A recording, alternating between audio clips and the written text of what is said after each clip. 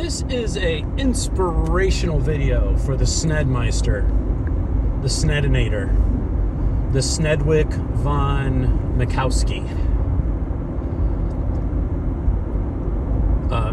Recent comment, for those that didn't notice it, Sned had told me in a comment that he was about ready to make a video, but felt a little bit out of sync with what we had going on. And I can certainly appreciate that perspective.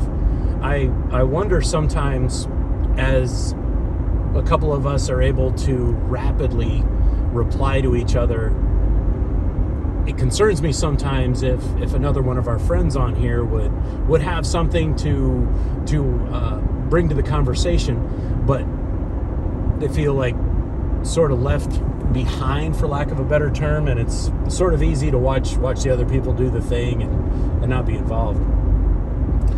There is something of central thought that I'm having, and it has to do along the lines of what's going on over here in this country with the protests and everything, and freedom of speech and the conversations that we're having about social media.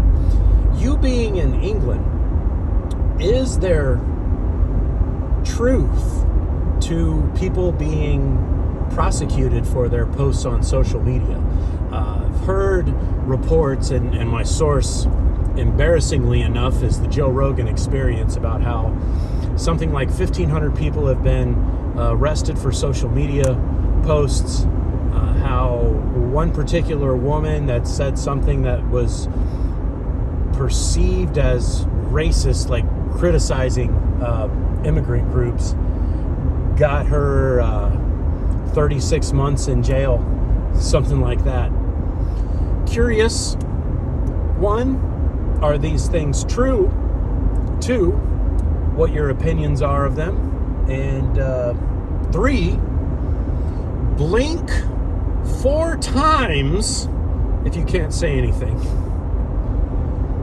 Reason I bring it up is somebody that I have respect for. This was politically, for us, a couple of administrations back, when the other political party was in charge. He pointed out that your country, England, was potentially 10 years in the future of the direction that our country was heading. So I'm maybe trying to connect those dots or put those puzzle pieces together. I don't know. I think it's an interesting conversation to have, and certainly something that's worth having a conversation about.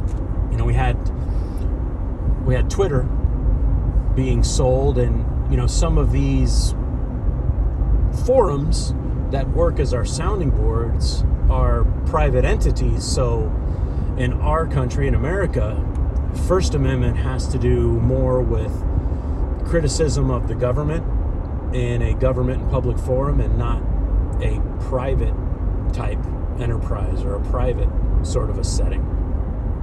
And then for us, what happens when emergency powers are put in place? And then we lose the whole thing anyway.